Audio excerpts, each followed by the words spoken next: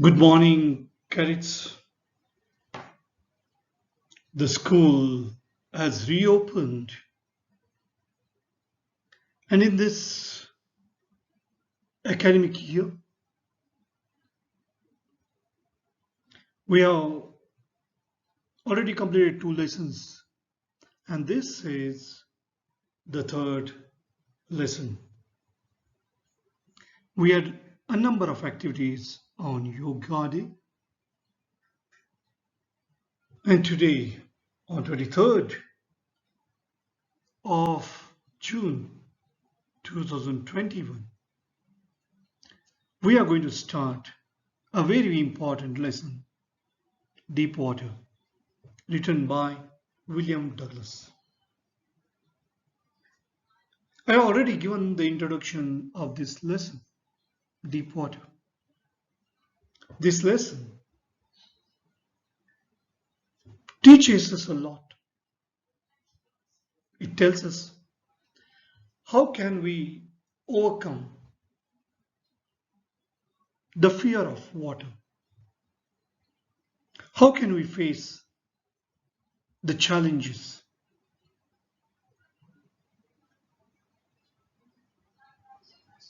The failures are the stepping stones to success. What can we learn from the failures? So this lesson, Deep Water, has many lessons to teach us, many life lessons to teach us. And I'm quite sure this lesson is going to be a turning point in your life. If you learn the lessons of life in this chapter, Deep Water. It is autobiographical writing of William Douglas.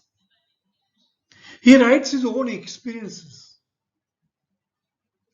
how he had fear of water, how that fear of water developed over the period of time, and what all efforts he had taken to get rid of that fear of water.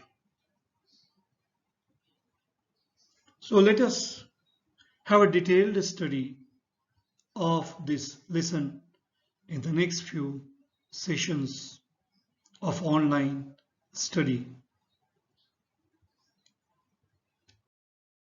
What is the theme of this chapter? What does it talk about? The chapter Deep Water is an essay written by William Douglas, in which he shares about his fear of water and how he overcomes the fear with courage, hard work, determination, willpower, perseverance, and a strong desire to learn something, swimming. So he had a strong desire to learn swimming. He wanted to enjoy fishing and canoeing, and therefore he decides, and due to his willpower and determination, he is able to overcome that fear that he had developed in his childhood. The theme covered in this chapter is fear and his triumph over it. So fear and how he conquers that fear. So conquest of the fear. It conveys the idea that fear is a great obstacle to our happiness and progress. It is a negative feeling which we can overcome by sheer willpower and optimism. So if he decides and, and then if you have got willpower and determination and you continue to come out of that, definitely you'll be able to conquer that fear. That fear can be of any kind. Let it be fear of water or height. There's no problem. You can always overcome that. But what is required is willpower. Where there's a will, there's a way. Now let us open the book. So keep the copy of the textbook Flamingo with you. And now let us start this chapter. So, deep water, that's a third chapter in Flamingo. Then about the author, what is given there? William Douglas, 1898-1980. So he died at the age of 82. He was born in Maine, Minnesota. That's in America. So he is an American writer, a politician, an advocate of individual rights, a judge, longest serving judge. After graduating with a Bachelor's of Arts in English and Economics, he spent 2 years teaching high school in Yakima. So Yakima is in America. However, he got tired of this and decided to pursue a legal career. And later he became a judge. He met Franklin D. Roosevelt. Who was Franklin Roosevelt? He was the President of America and became an advisor and friend to the President. So Douglas was a leading advocate of individual rights. He retired in 1975 with a term lasting 36 years as a judge and remains the longest service justice in the history of the court. The following excerpt is taken from Of Men and Mountains. So this book is written by William O. Douglas. So what is the name of the book? Of Men and Mountains. So here we find an autobiographical account. So this is his real story, his own story. So he is narrating his own experience when he was a child and then how he had developed fear of water and how he overcame that. It reveals how, as a young boy, William Douglas nearly drowned in a swimming pool. He was nearly drowned, and that he narrates that experience too. That as if he had approached the death and how he came out of that. In this essay, he talks about his fear of water and therefore how he finally overcame that fear of water. Notice how the autobiographical part of the selection is used to support his discussion of fear. So there are some words and expressions that we come across. Let's try to infer their meaning from the context as we go on studying this. But just before that, let's read these expressions. Treacherous. What does treacherous mean? Treacherous means dangerous. Now here, what is treacherous? What is a dangerous? Think over it as we go on reading the lesson. Subdued my pride. Subdued my pride. What does subdued my pride mean? That we have to find out. What does subdued? So how did he subdued his pride? How did he overcome his pride? How did he suppress his pride? How did he not care for his pride but spoke? Then flailed at the surface. Flailed at the surface. So that also we'll see flailed at the surface. What does flail mean? Fishing for landlocked salmon. So salmon is a type of fish. So salmon, that fish which is landlocked, which is there in that particular area. So misadventure. So adventure, but it's a misadventure. So this can be very risky. So this was a misadventure. So what is that misadventure? That we'll study about that. Bob to the surface like a cock. How he has come to the surface like a cock. So when you open the cork of the bottle, what happens? With lot of sounds, with the kind of action it does. So he had decided to bob to the surface like a cock. And then, was he able to do that? Was he able to come up very fast? That's what we'll see that. Curtain of life fail. So curtain of life is drawn. Probably he thought he's going to die. He is dead now. So he thought like that. And when one approaches death, the kind of feelings one will have, that's quite interesting. And he narrates that experience. Very interesting experience he narrates. And you'll find that which he talks about death, very, very interesting. Back and forth across the pool. So there is a shallow part and then there is a deep end. So there is a shallow end and then there is a deep end. So usually those who are beginners, what do? Those who are novice, those who are beginners, they will be swimming or they will be learning at the shallow part of the swimming pool. And usually those who are good swimmers, they will swim across the length and they will be going even to the deep end of the pool. So back and forth across the pool. So all these expressions that we'll try to discuss as we come across in the textbook. Let's see meanings of these words and expressions, but contextually we'll try to infer their meaning and try to understand better way. Now treacherous means dangerous or it can be deceptive, not trustworthy, not dependable. So a river can be treacherous. So we'll see about it. It's a contextual meaning there and we'll try to understand better way there. What is treacherous there? That we'll try to understand. Subdued my pride, lowered the intensity of self-respect. So he gave up his pride and probably he faced somebody there. So that we'll see there.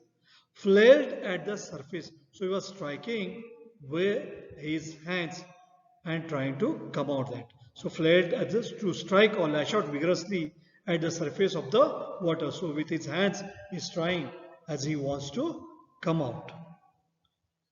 Fishing for landlocked salmon. To go fishing for a specific variety of salmon. So salmon is the name of the type of fish. So available in certain lakes. Misadventure. An accident or adventure that can turn out to be a disaster. You try, take a risk because adventure is something wherein you take a risk. But that risk, if you break your legs, then it can be a misadventure. So that can be disastrous. So that can be a misadventure. So what probably here, what is that probably here near death, where he has come across that we'll see that. So the adventure, he wanted to learn swimming, but he was thrown into swimming pool and that turned out to be a misadventure. That we'll see what is a misadventure there. Bob to the surface like a cork, to float or show the characteristics of buoyancy as a cork in water. So suddenly coming up like a cork, coming up to the surface. Curtain of life failed, to indicate that life has ended or near death experience. Back and forth across the pool, to swim across the swimming pool from one side to the other. So swimming across the pool. It had happened when I was 10 or 11 years old. So here the writer is narrating his experience when he was a child. He was 10 years old or 11 years old. I decided to learn to swim. So he wanted to learn to swim. He wanted to learn swimming. He wanted to learn swimming. There was a pool, so there was a swimming pool at the YMCA in Yakima that offered exactly the opportunity. So he was living in the town called Yakima. And what is the name of? And it was at the YMCA. YMCA is Young Men's Christian Association. So that's an organization, and this organization, where there was a building there, their swimming pool was there. Now YMCA hostels are there in India in many places. The Yakima River was treacherous. This Yakima River was quite dangerous or quite deceptive. And here he did not go to Yakima River because that Yakima River was considered to be very dangerous. Mother continually warned against it and kept fresh in mind the details of each drowning in the river. So she used to tell, oh, so many are drowned there in the river, so it's quite dangerous, don't go there. And therefore he thinks that the swimming pool is quite safe. So, but the YMCA pool was safe. It was only 2 or 3 feet deep at the shallow end. So for swimming pool, there will be shallow end and there will be deep end. So here the shallow end was only 2 or 3 feet deep, while it was 9 feet deep at the other. So those who are learners, they will be learning there at the shallow end, and they can even stand there. There is no problem of drowning there. Only the problem comes only at the deep end. The drop was gradual, so the slope of the swimming pool was gradual. I got a pair of water wings. So if you want to learn swimming, you may buy water wings or you will use water wings to learn swimming, and went to the pool. So he went with water wings to the swimming pool. I hated to walk naked into it.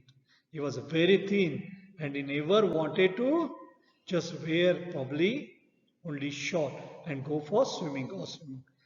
And show my skinny legs. Show my very thin. Skinny means what? Very thin legs. So he never wanted to show his legs, but I subdued my pride. So he tries to suppress that pride, tries to overcome that pride and did it. So he decides to go and learn swimming. From the beginning, however, I had an aversion to the water when I was in it. So he had aversion, he had a kind of dislike. Now, why he had aversion to water? This started when I was 3 or 4 years old. Now he goes back and he narrates to us his childhood experience when he was only 3 or 4 years old. And father took me to the beach in California. His father had taken him to the beach in California. What happened there? He and I stood together in the surf. Surf is foam there. They were standing there at the beach. There where it was a foamy water. I hung on to him. Hung. So he hung to him. Yet the waves knocked me down. And he was quite young. He was just 3 or 4 years old. So he fell down and swept, and the waves went over him. I was buried in water. My breath was gone. I was frightened. He was scared. Father laughed, but there was a terror. There was a fear in my heart. So it was a very terrifying experience for him at the overpowering force of the waves. Because of the powerful waves, he was terrified. He was too much scared. Let us summarize what we have studied today. So, William Douglas had an inborn fear of water. He had innate aquaphobia. So, what is aquaphobia? It's a fear of water. It's an aversion to water. So, that is what he had, not hydrophobia. Hydrophobia is an aversion to water that develops during the later stages of rabies. And we mistakenly use hydrophobia instead of aquaphobia. Now, William Douglas had a fear of water, that is aquaphobia. It can be small amount of water or large amount of water. It can be water in lake, pond, or it can be anywhere, even in sea or ocean. So excessive amount of anxiety or worry when you see water, when you want to avoid water, you develop fear of water. That's why you want to avoid water. And that is what he had developed. So this handicap would have mired his entire life, would have spoiled his entire life, had he not chosen to confront and defeat it. If we face the challenges, if we face the problems, we should not run away from the problems. And that is what teaches us in this lesson. In this autobiographical account, Douglas details his struggle to learn swimming. So in the later part of this chapter, we are going to see how he has struggled to learn swimming. The foray into swimming was punctured by many harrowing incidents, and that is what we are going to see, the kind of incidents that he comes across, one of which nearly pushed him to the edge of death. However, the never say die spirit of Douglas brought him the triumph against his aquaphobic weakness and made him an accomplished swimmer. So let's study how did he develop this fear over the period of time and how did he overcome it. Thank you. Goodbye.